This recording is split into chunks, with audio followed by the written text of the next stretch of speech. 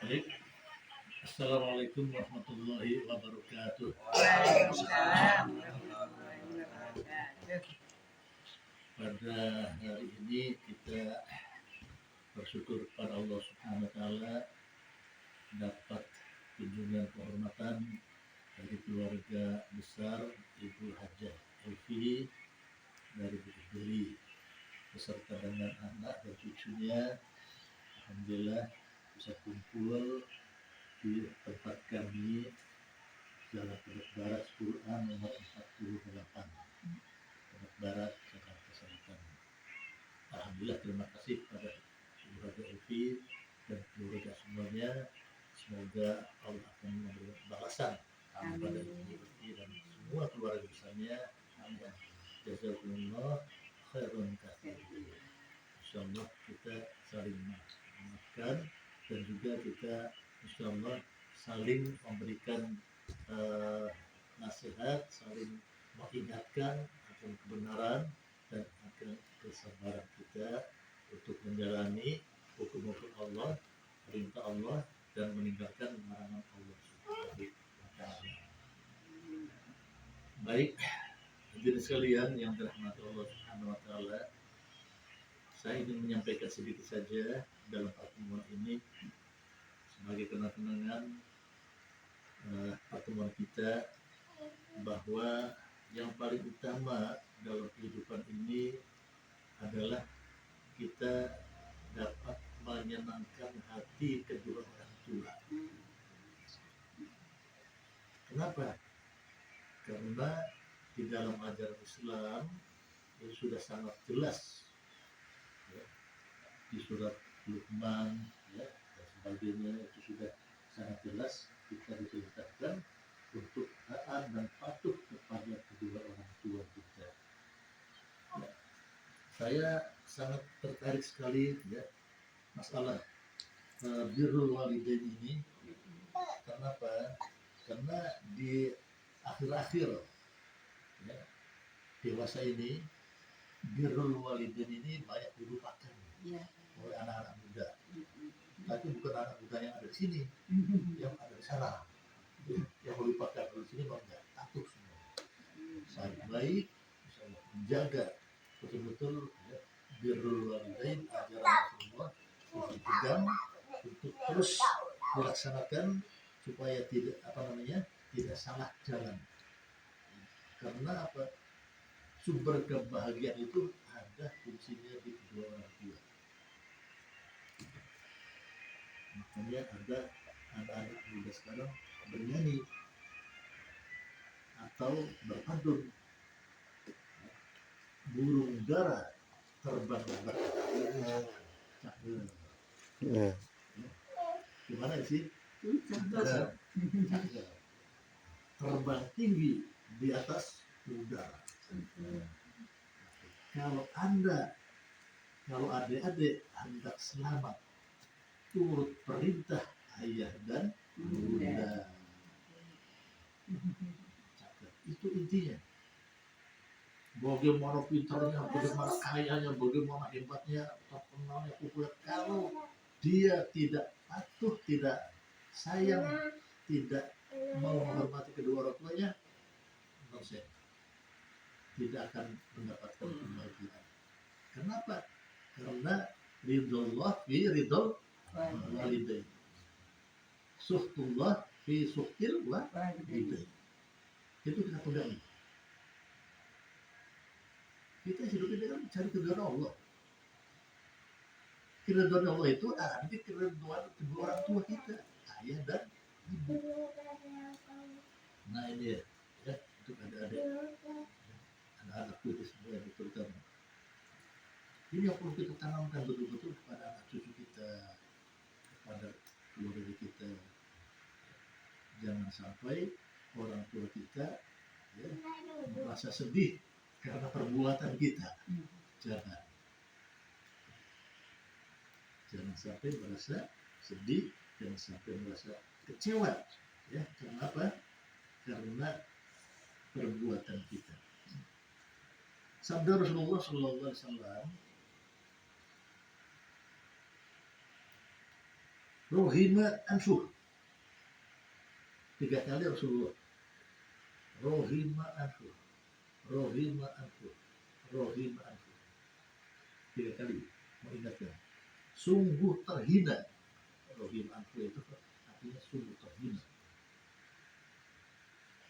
3 kali. Sungguh terhina. Sungguh terhina.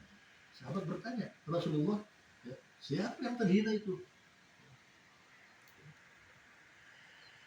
Kemudian Rasulullah menjawab, beliau bersabda, sungguh terhina itu adalah orang yang mendapatkan kedua orang tuanya masih hidup, atau masih hidup salah satunya, atau ibunya, atau ayahnya masih hidup, tetapi tidak dapat masuk surga.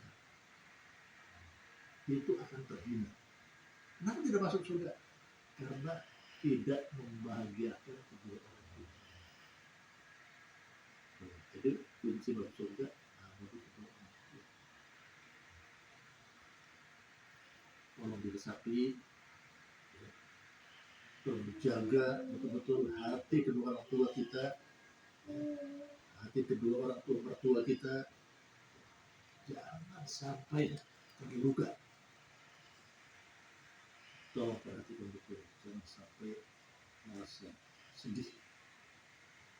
Kita berusaha supaya kedua orang tua kita, kedua mertua kita selalu senang dan bahagia melihat kita. Ini yang ingin saya sampaikan. Mudah-mudahan bisa terima di hati anak-anakku, adik-adikku, cucu-cucu semuanya. Sudah dari kecil betul-betul sudah tertanam bagaimana pentingnya menghormati dan menyayangi kedua orang tua itu. Tadi itu kunci kebahagiaan itu. Kemudian dalam salah satu kitab saya ingin menjelaskan sedikit saja tentang apa?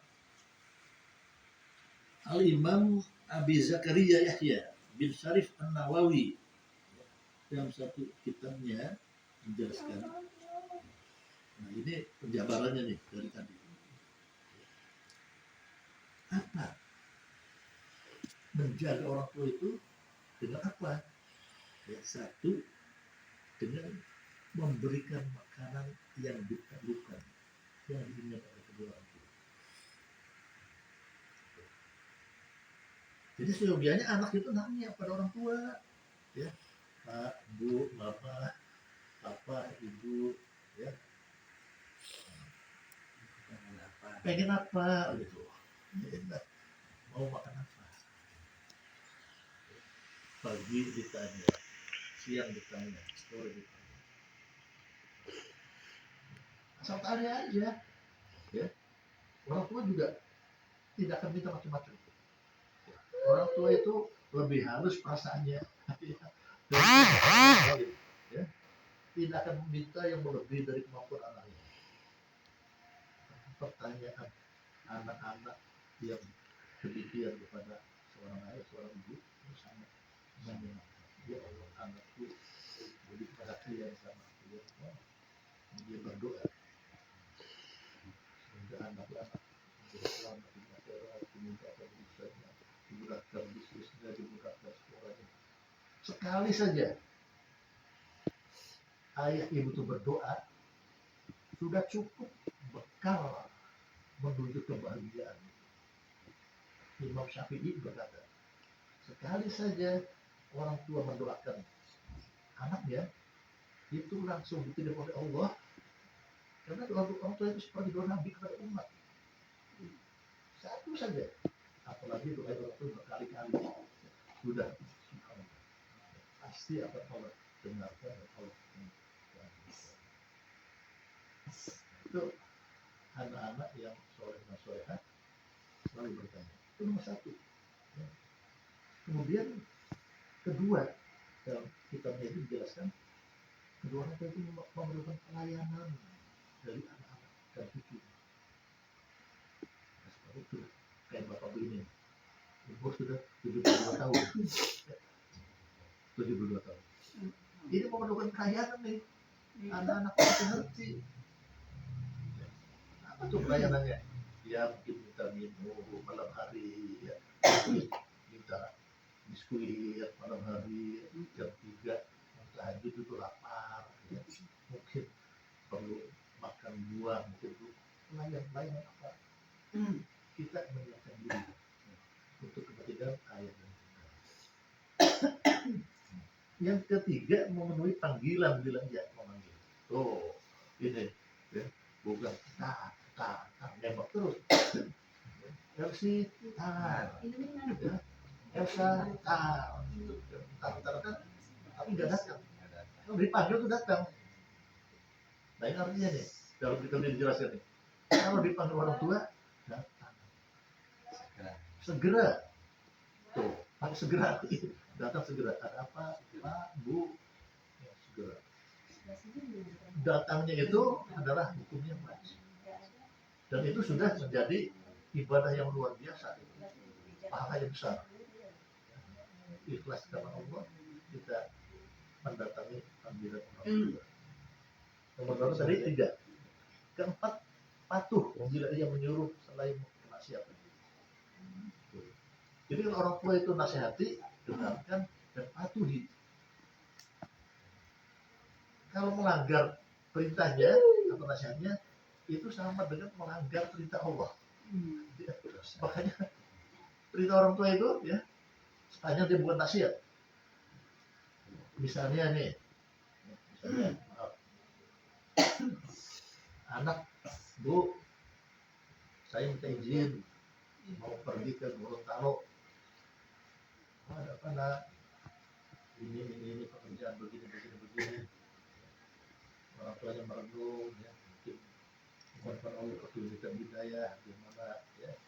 Nah, terus orang tuanya menjawab, nah sebaiknya nggak usah berangkat ke Gorontalo. Kenapa? Ya sudah lah, ibu nggak bisa ceritakan. Karena kadang-kadang orang tua itu punya feeling, ya, punya petunjuk, ya, kalau sesuatu itu, dan nggak perlu dijelaskan, sudah detailnya, ya. Malah salah pengertian kalau dijelaskan itu. Ya. Sudah ikuti aja, nggak usah berangkat tuh, cari jalan lain. Ya.